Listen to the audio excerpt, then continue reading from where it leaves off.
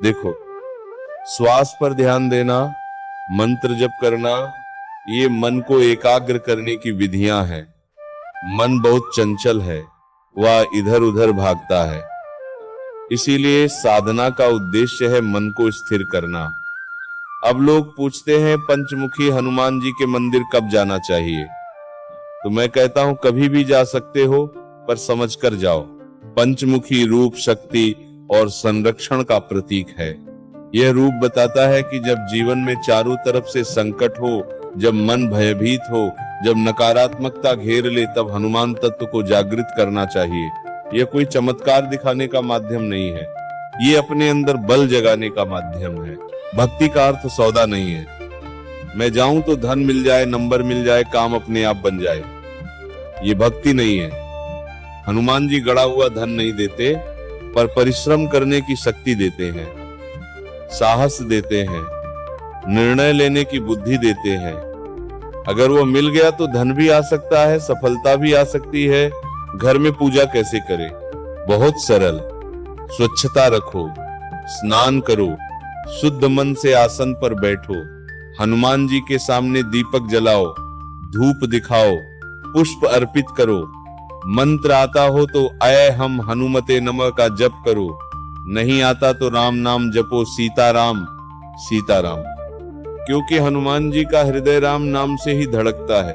प्राण प्रतिष्ठित और चोला चढ़ी हुई मूर्ति को स्पर्श करने से बचना चाहिए, उसमें तेज अधिक होता है। दूर से प्रणाम करो, भाव से प्रणाम करो। भगवान को छूने से ज्यादा जरूरी है उन्हें हृदय में धारण करना। कुछ समय लंबी श्वास लेकर जप करो, इससे चित्त शांत होगा। मन जो बहुत उड़ता है वह स्थिर होगा, नकारात्मक विचारों पर नियंत्रण आएगा।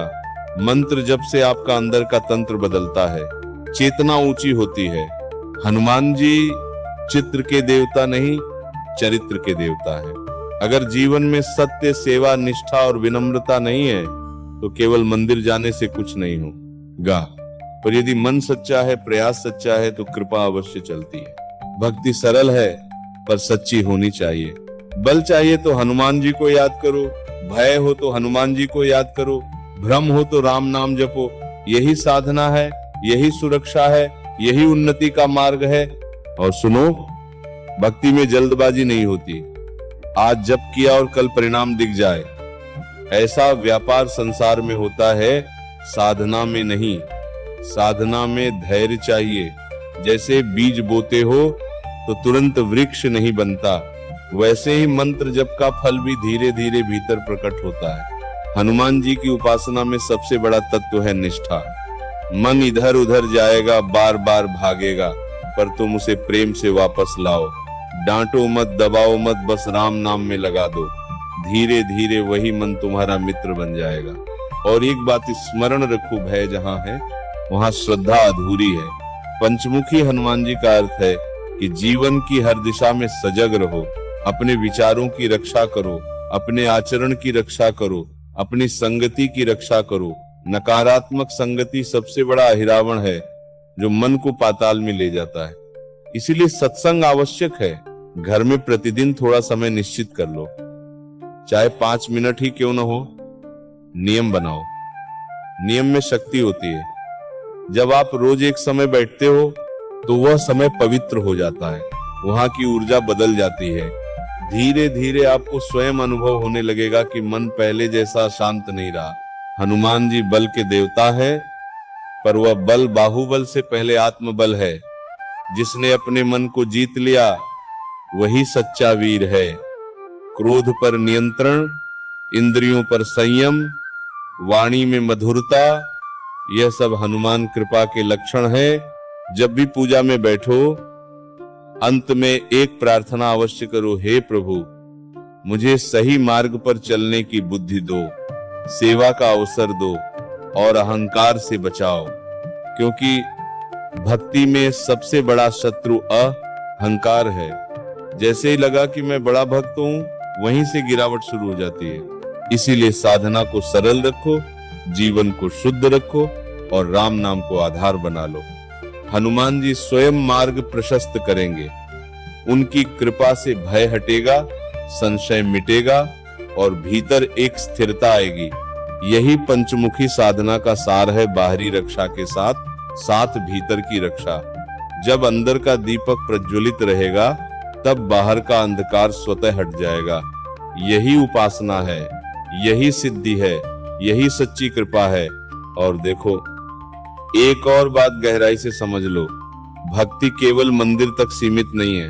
अगर मंदिर में दीप जलाया और बाहर आकर किसी का दिल बुझा दिया तो वह उपासना अधूरी रह गई।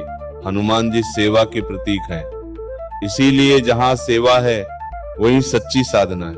अपने घर में माता पिता की सेवा करो, गुरुजनों का सम्मान करो, गरीब की सहायता करो, ये सब हनुमान भक्ति ही है। क्योंकि हनुमान जी ने अपने जीवन में केवल एक काम किया, सेवा। उन्होंने कभी अपना नाम आगे नहीं रखा, हमेशा प्रभु का नाम आगे रखा। जब आप हम हनुमते नमः जपते हो तो इसका अर्थ है, हे प्रभु, मेरे भीतर जो भय, आलस्य, भ्रम और दुर्बलता है उसे दूर करो। बीज मंत्र का प्रभाव सूक्ष्म होता है। नियमित जप से आपके विचारों में दृढ़ता आती है, निर्णय स्पष्ट होते हैं, मन में जो अनावश्यक कल्पनाएं चलती रहती हैं वे कम होने लगती हैं। और स्मरण रखो, भक्ति में शुद्ध आहार और शुद्ध विचार बहुत आवश्यक हैं। जैसा भोजन वैसा मन, जैसा संग वैसी रंगत। इसीलिए साधना करते हुए अपने वातावरण को भी पवित्र रखने का प्रयास करो। घर में राम नाम की ध्वनि रहे, मधुर वाणी रहे, विवाद कम हो। यह सब अपने आप कृपा को आकर्षित करता है। अगर कभी जीवन में भारी संकट आए, मन बहुत घबराए, तो केवल एक काम करो, बैठ जाओ, आंखें बंद करो और गहरी श्वास लेकर राम नाम जपो, हनुमान जी का स्मरण करो। तुम देखोगे कि भीतर से एक साहस उठेगा। परिस्थिति तुरंत न बदले पर तुम्हारा दृष्टिकोण बदल जाएगा। और जब दृष्टिकोण बदल जाता है तब परिस्थिति भी धीरे धीरे बदलने लगती है।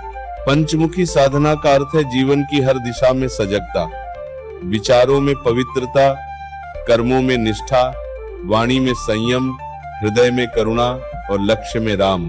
यही 5 मुख हैं जिन्हें हमें अपने जीवन में धारण करना है।